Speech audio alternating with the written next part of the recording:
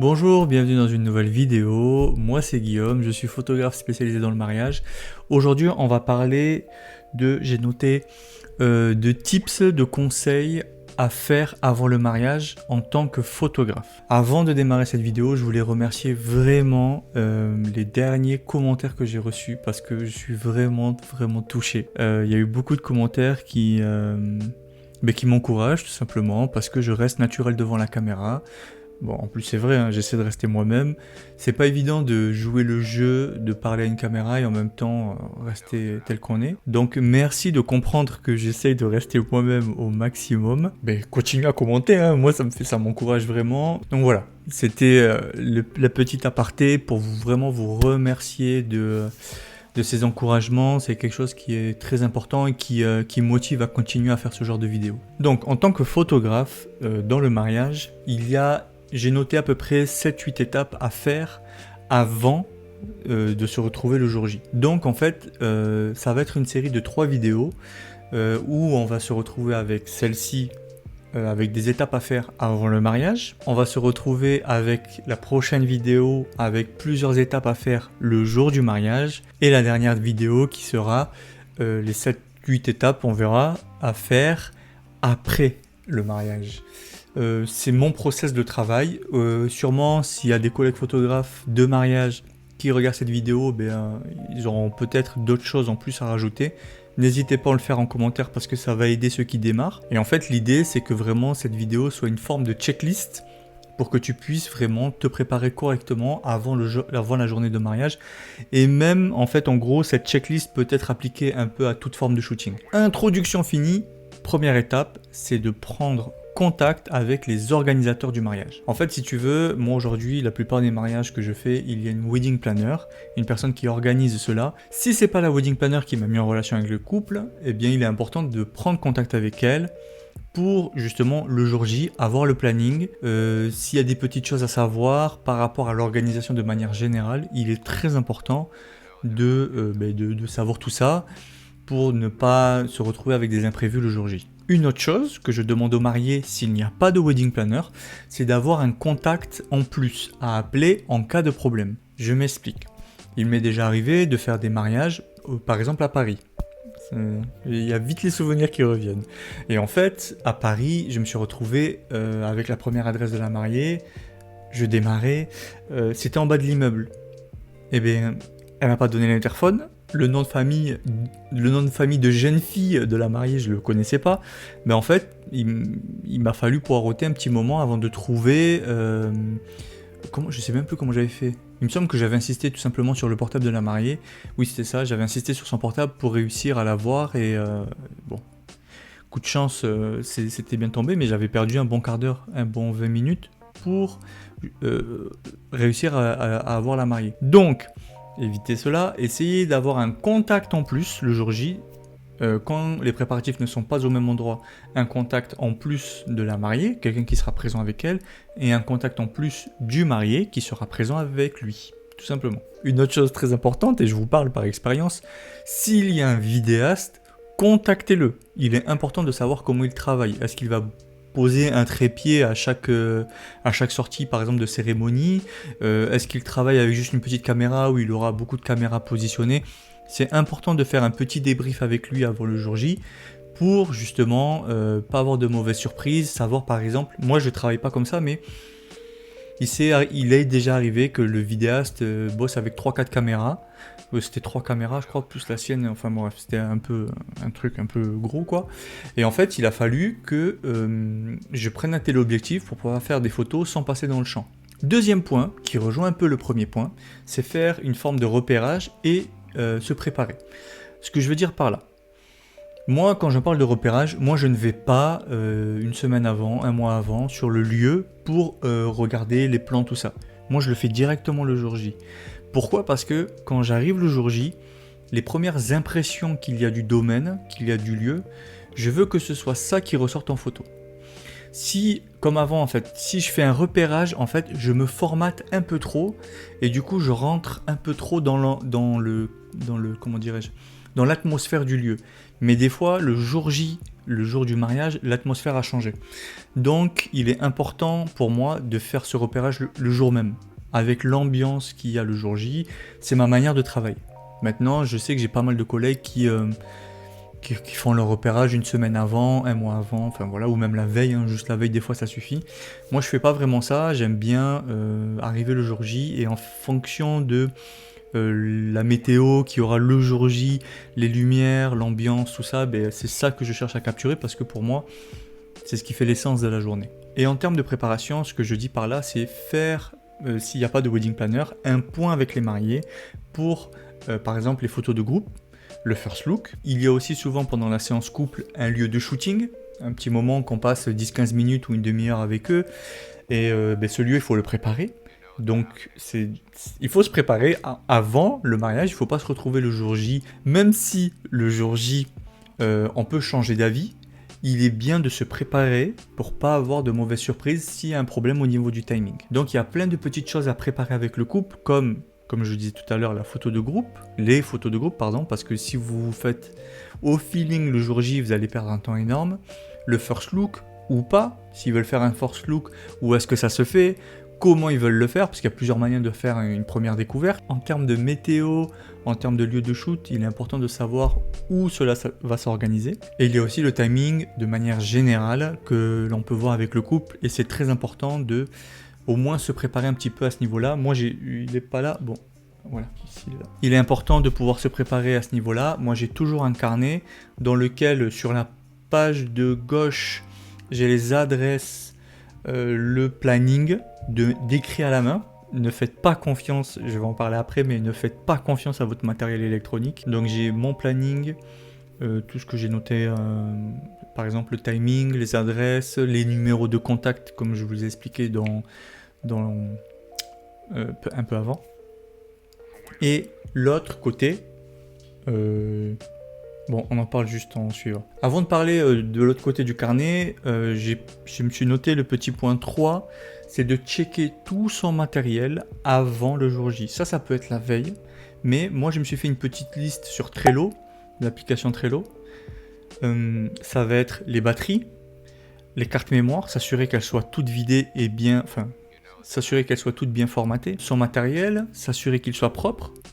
Le capteur, s'assurer qu'il n'y ait pas de poussière dessus. Avoir bien ses sangles. Ça m'est déjà arrivé d'oublier une sangle le jour d'un shooting. Ne pas oublier ses flashs. Ne pas oublier ses panneaux LED si vous en avez. Enfin, à vous de vous faire votre propre checklist pour être sûr de ne rien oublier. Moi, j'ai une checklist sur Trello, comme je vous disais. En fait, j'ai mes habitudes, j'ai ma routine où je sais ce que je prends. Par exemple, moi, j'ai mes fondamentaux, c'est le boîtier, l'objectif, c'est mon boîtier et mon 50 mm. Carte mémoire, batterie. Une fois que j'ai ça, en général, je me prends plus trop la tête. Mais je vais de temps en temps check ma checklist. Pour m'assurer notamment que je n'oublie rien. Il y a un exemple, pendant les préparatifs, je fais des photos de détails des bijoux ou des accessoires de la mariée. En général, les accessoires, c'est les bijoux. Bon, bref. Et pour ça, j'utilise un close-up. Ce sont des bagues qu'on visse sur l'objectif et qui me permet de zoomer énormément. C'est une sorte de loupe, hein, mais ça me permet de vraiment zoomer pour avoir vraiment du détail au niveau des bijoux. Mais en fait, il se peut que si je regarde pas ma checklist, je l'oublie. Donc voilà, c'est ce genre de petites choses qui est très important. Il est important pour un photographe d'être professionnel et d'être carré et de ne pas se retrouver le jour J avec un manquement au niveau du matériel. Enfin, c'est le minimum. Donc, checklist. Un truc important, s'il vous plaît. Moi, je ne l'ai jamais fait, mais j'ai des collègues qui le font et je trouve pas ça normal. On va sur un mariage. C'est le plus beau jour de leur vie.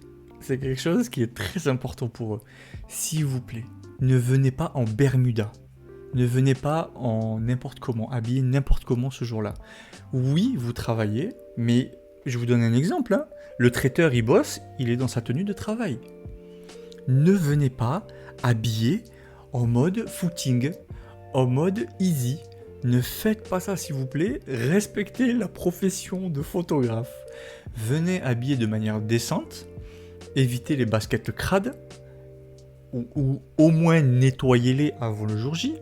soyez présentable, soyez propre ce jour-là. Je vous dis pas d'arriver en costard-cravate, mais ayez un minimum de tenue. C'est un jour très important pour eux. Essayez d'honorer cela, essayez de faire en sorte que leur journée, dans votre tenue, soit représentée. Ok, s'il vous plaît. Je parle pour ça parce que j'ai vu des trucs. On va pas trop en parler ici parce qu'on tient à mettre en avant le métier de photographe et pas le descendre. Mais s'il vous plaît, si vous vous lancez, soyez habillés propre. La chemise, le pantalon, les chaussures. Pour ce qui est des chaussures, il y a l'équilibre entre vous pouvez prendre par exemple des chaussures casuales, des chaussures qui fassent habiller, qui sont confortables, parce qu'avoir des chaussures confortables c'est très important, mais trouver cet équilibre. Pendant longtemps, je faisais les mariages en Stan Smith, ça passe encore. Mais si vous êtes en Stan Smith, chemise à fleurs, bermuda avec des poches de militaires sur les côtés, est-ce qu'on vous appelle vraiment photographe ? S'il vous plaît, respectez le métier, ne venez pas n'importe comment. Après, vous êtes libre, faites les choses comme vous le sentez, mais je trouve dommage de ne pas être professionnel et carré ce jour-là quand même, alors qu'on parle d'un jour, le jour le plus important pour un couple. Un autre point très important, je rigole juste en pensant, un autre point très très très important, je me suis cogné. Ne mangez pas dans les buffets le jour du mariage, s'il vous plaît. Le cliché absolu qu'il y a dans le sens de la fête, c'est vrai. Oui, vous l'assumez, c'est vrai. Je l'ai fait avant, je tapais dans les buffets parce que les mariés me disaient « Ouais, tu peux manger ». Ce n'est pas professionnel. Ce n'est pas professionnel. Je suis désolé, on ne peut pas manger dans les buffets pendant qu'on travaille. Prendre comme ça et chercher à faire des photos, ça, c'est pas possible.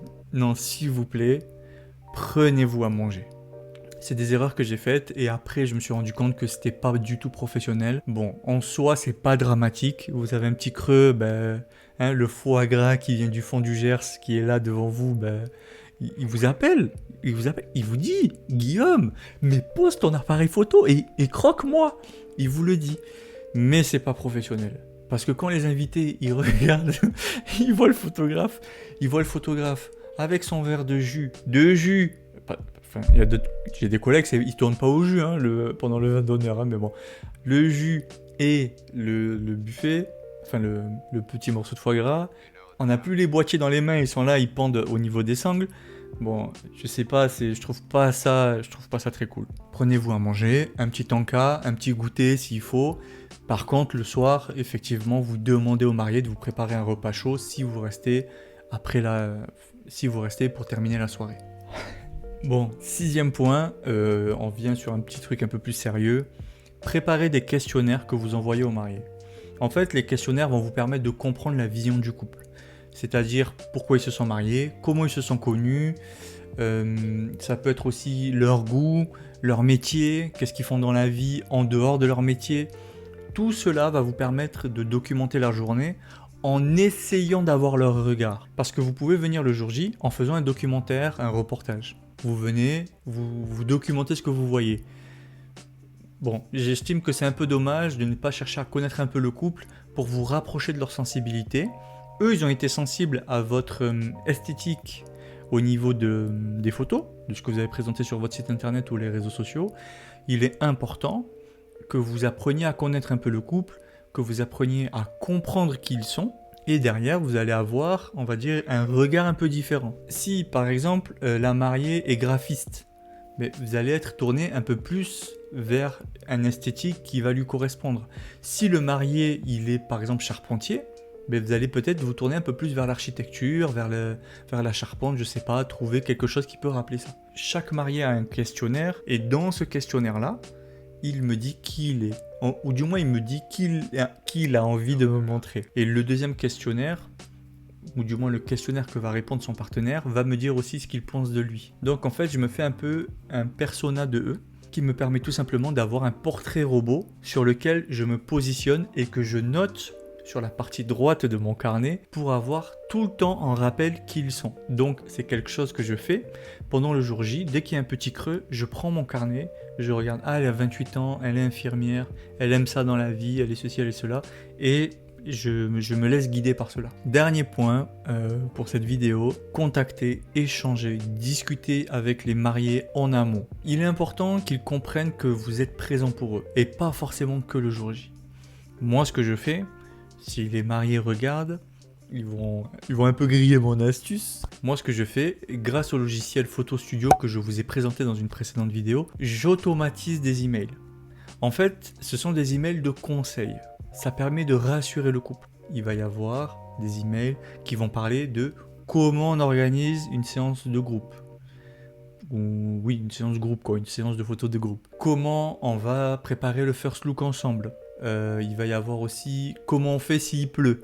Il y a plein de petits mails comme ça qu'ils reçoivent où ils vont plus ou moins en fait sentir que je veux les conseiller, je veux les rassurer. À chaque fois, les mariés sont très contents de recevoir ces emails parce qu'il y a plein de petits tips ce sont des tips pour photographes. Je ne me permettrai pas de donner des tips pour l'organisation, des tips comment le DJ doit être le jour J. C'est vraiment tourné sur la photo. Mais la photo, c'est ce qui va leur rester après ce jour-là. Donc, ils sont vraiment très contents de voir que je porte un intérêt fort à leur journée grâce à ces mails de conseil. Même s'ils sont automatisés, hein, mes mariés, vous regardez, mais même si les mails sont automatisés, ça reste pour moi des conseils que je veux vous apporter pour que ce jour J soit parfait. Le dernier bonus, celui-là c'est vraiment le dernier tips bonus et il est très important.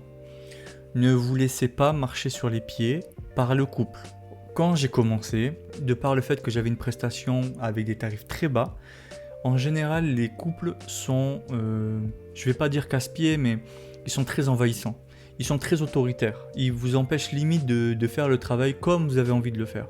Ça, c'est quelque chose qui m'a un peu limite découragé au début pour faire mon métier comme je le voulais. Il est important, je voulais vraiment vous donner ce tip, c'est malgré toute l'implication que vous apportez au couple avant le mariage, ne vous laissez pas marcher dessus. C'est vous le professionnel, c'est vous qui avez l'appareil entre les mains. Même si les mariés vous disent « je préfère ça », c'est vous et votre style qui compte. Il faut tenir compte de leurs avis. Si un marié vous dit « ah j'aime ça », tenez-en compte. Tant que ça ne sort pas de votre style. Je vous donne un exemple.